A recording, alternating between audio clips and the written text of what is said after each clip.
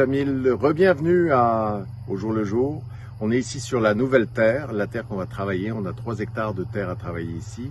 Alors la terre au départ, on peut regarder à ma gauche, on peut voir à ma gauche, la terre au départ, c'est en friche, il n'y a rien. C'est d'anciens champs où il n'y a rien. Et si on va à ma droite, on voit qu'on a déjà occulté une partie, puis on a semé de l'orge.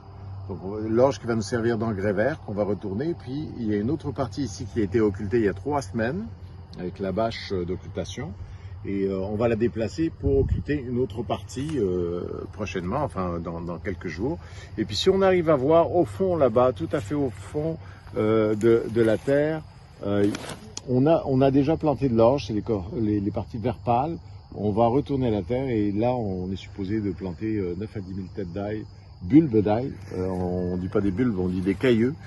9 à 10 000 cailleux avec la terre d'en avant qu'on va aller voir dans quelques instants. Alors ici on est dans la deuxième partie de la terre, moi j'appelle ça le deuxième champ. Et on a commencé à tracer des chemins, comme vous pouvez voir, et puis on a l'intention d'essayer si on arrive à trouver un container pour se faire un abri. Pris des containers à tripler, à doubler.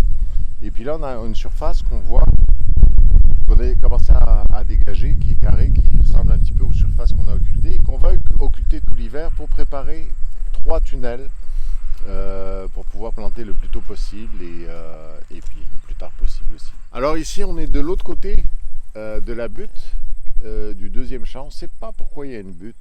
On pense qu'ils ont couvert quelque chose, peut-être qu'ils ont nettoyé les arbres et qu'ils ont enterré les racines pour qu'elles compostent.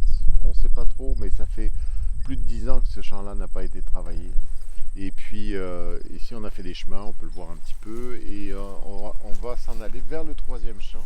Donc ici il y aura un ponceau qui va nous permettre de traverser et puis d'exploiter l'autre parcelle qui est très belle. La terre est superbe du côté gauche et à droite c'est du sable. Et puis il y a un petit coin de forêt qu'on peut exploiter aussi. Ça peut être très très intéressant et pour la biodiversité c'est génial. Il y a un cours d'eau entre les deux, des petits arbustes partout, ça va être de toute beauté.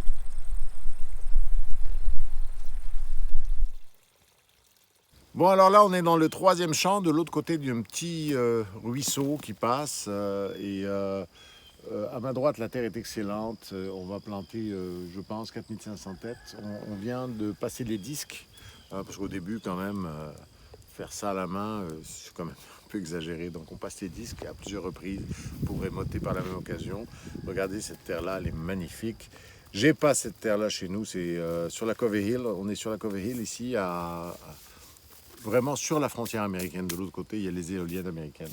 De ce côté-là, c'est beaucoup plus sablonneux. On va aller voir dans le fond. Et puis là, on a un petit bosquet, petit quand même, il fait quand même 300 pieds de long, 300-400 pieds de long, et dans lequel il y a toute une diversité.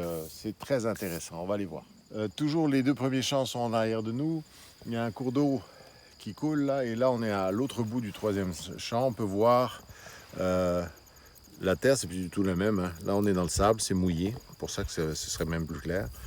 Donc, on a une diversité de sols qui est extraordinaire. Là, on peut voir aussi les arbres plus que cinquantenaires qui sont là, des beaux pins blancs qui se dressent avec un petit peu de tout en dessous, du tremble, légèrement du bouleau.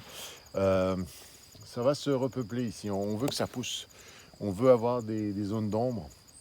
Et on va les créer. Il y a des framboises un peu partout, il doit sûrement y avoir des fraises au printemps, des petites fraises sauvages.